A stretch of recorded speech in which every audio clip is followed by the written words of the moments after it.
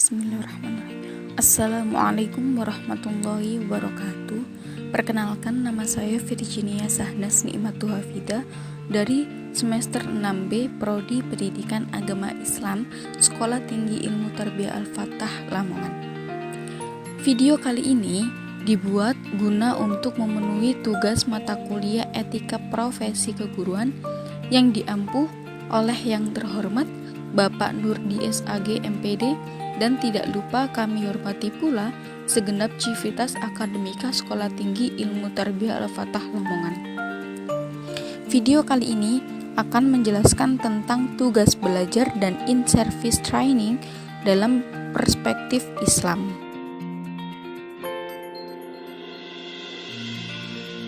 Pembahasan yang pertama yakni tugas belajar.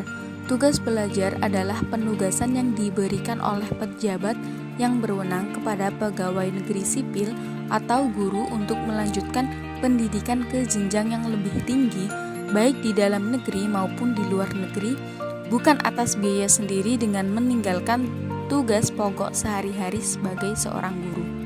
Kemudian, poin yang kedua yakni tujuan program tugas belajar. Adapun tujuan dari program tugas belajar adalah sebagai berikut. Yang pertama, meningkatkan kualifikasi formal guru sehingga sesuai dengan peraturan kepegawaian yang diberlakukan secara nasional maupun yayasan yang menaunginya. Kemudian yang kedua yakni meningkatkan kemampuan profesionalisme guru sekolah dalam rangka meningkatkan kinerjanya, kualitas penyelenggaraan pendidikan di sekolah. Yang ketiga yakni menumbuh kembangkan motivasi para pegawai sekolah dalam rangka meningkatkan kinerjanya. Kemudian poin selanjutnya yakni sifat tugas belajar. Nah, berikut ini adalah sifat tugas belajar yang diantaranya adalah diberikan secara selektif, yang artinya hanya mereka yang memenuhi persyaratan tertentu yang dapat mengikuti program tugas belajar.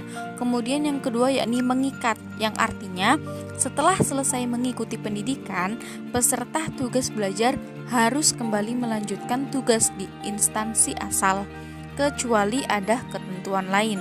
Yang ketiga yakni waktu penyelesaian studi terbatas, yang artinya maksimal 30 bulan yakni 5 semester di dalam negeri dan maksimal 24 bulan yang artinya 4 semester di luar negeri. Kemudian yang selanjutnya yakni hak peserta tugas belajar. Para calon yang sesudah resmi dinyatakan sebagai peserta tugas belajar memiliki hak sebagai berikut. Yang pertama yakni uang pendaftaran, yang kedua biaya untuk mengikuti tes, yang ketiga biaya registrasi, yang keempat pembayaran SPP, yang kelima pembelian buku dan materi pembelajaran lainnya, yang keenam biaya penelitian, yang ketujuh biaya penyusunan tesis, yang kedelapan biaya perjalanan berangkat awal kuliah dan pulang setelah lulus, dan yang terakhir yakni biaya hidup. Poin selanjutnya yakni kewajiban peserta tugas belajar. Di samping hak tersebut, selama mengikuti pendidikan, para peserta juga berkewajiban untuk melaksanakan hal-hal berikut. Di antaranya yakni belajar secara sungguh-sungguh dan berupaya agar dapat menyelesaikan program pendidikan mereka tepat waktu. Kemudian yang kedua yakni menyampaikan rencana dan hasil studi kepada kepala sekolahnya masing-masing. Yang ketiga yakni menyampaikan laporan kemajuan secara periodik kepada kepala sekolahnya masing-masing atau pemberi tugas. Dan yang terakhir yakni melanjutkan tugas di instansi asal. Poin yang selanjutnya yakni sanksi peserta tugas belajar. Nah, agar tugas belajar betul-betul diselesaikan dengan sebaik-baiknya, tampaknya perlu adanya sanksi. Berikut adalah sanksi untuk peserta tugas belajar. Yang pertama yakni, jika tidak dapat menyelesaikan studi sesuai dengan waktu yang telah ditentukan, yang bersangkutan harus menyelesaikan studinya dengan biaya sendiri. Yang kedua yakni apabila setelah menyelesaikan studi yang bersangkutan meninggalkan tugas pokok semula, yang bersangkutan harus mengembalikan biaya studi yang telah digunakan.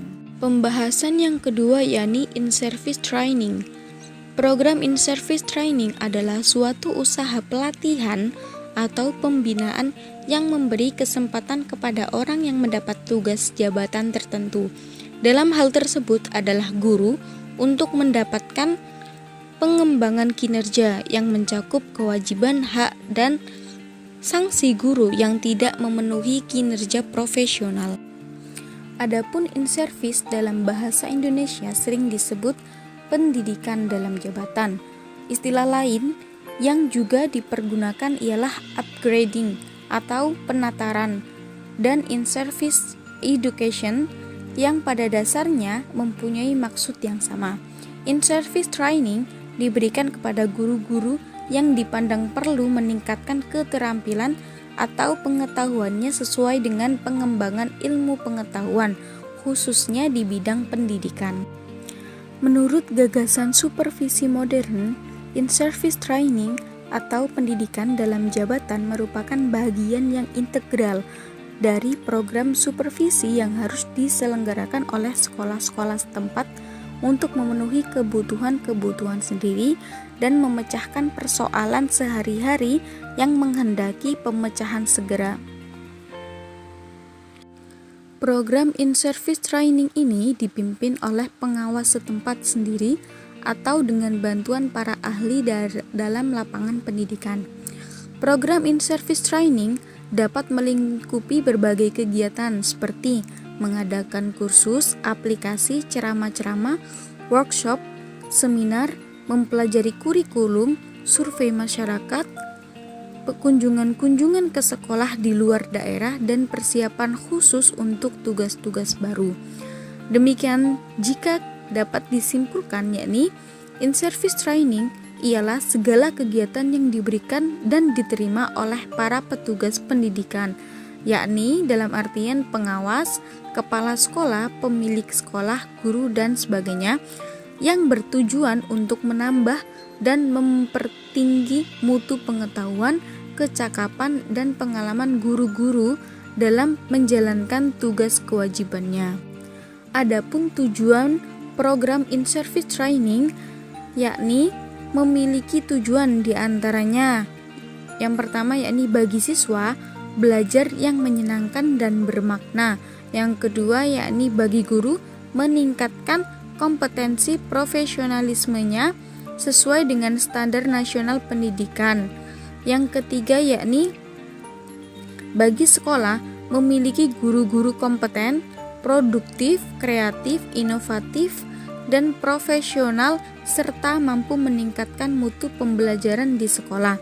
Kemudian tujuan yang terakhir yakni bagi pemerintah kabupaten atau kota memiliki guru-guru yang produktif, kreatif, inovatif, dan profesional serta mampu kompeten dan dalam meningkatkan mutu pembelajaran. Demikian presentasi dari saya. Terima kasih telah berkenan mendengarkan. Semoga apa yang saya sampaikan bisa bermanfaat. Dan apabila ada salah perkataan yang kurang berkenan, mohon dimaafkan. Sekian dan terima kasih. Assalamualaikum warahmatullahi wabarakatuh.